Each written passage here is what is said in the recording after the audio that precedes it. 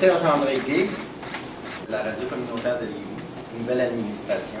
Nous, on vient de recevoir par l'huissier une lettre de notre client l'évêque, M. l'évêque, nous informe que depuis plusieurs mois, vous vous présentez comme représentant de notre cliente radio communautaire de Lévis.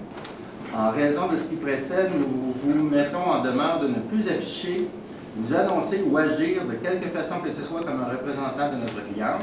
Alors, vous continuez, si je comprends bien? Écoutez,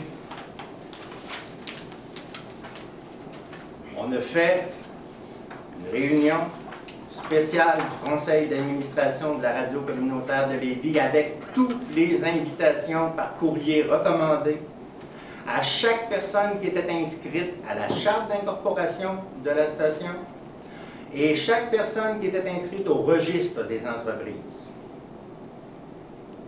2 personnes ne sont pas venues, n'ont pas accepté la lettre recommandée qui leur a été livrée, seulement 2.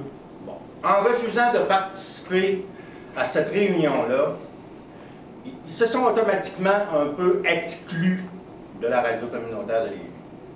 Mathieu Gourde et André Baudouin étaient membres du CA de l'ancienne administration. Ils avaient les pleins droits de convoquer une réunion spéciale du CA.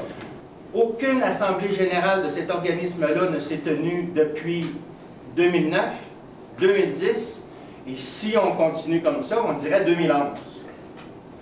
Et ça, dans les règlements généraux, c'est marqué qu'il faut absolument faire une assemblée générale des membres avant le 31, 3 mois après la fin de l'assemblée de l'année fiscale, le 31 décembre, c'est-à-dire avant le 31 mars de chaque année. Hier, nous sommes allés rencontrer pas l'ancien, mais le propriétaire de l'ancien local de la radio communautaire de Lévis, qui nous a remis une facture, parce qu'on s'est engagé à payer le loyer impayé par la radio communautaire.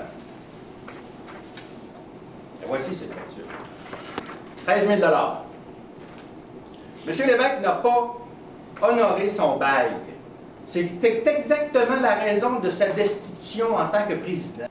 Le 1er avril, si monsieur l'évêque n'a pas bougé, on va être obligé, parce qu'il fait de la cueillette de fonds au nom de la radio communautaire, de porter plainte. C'est aussi simple que ça.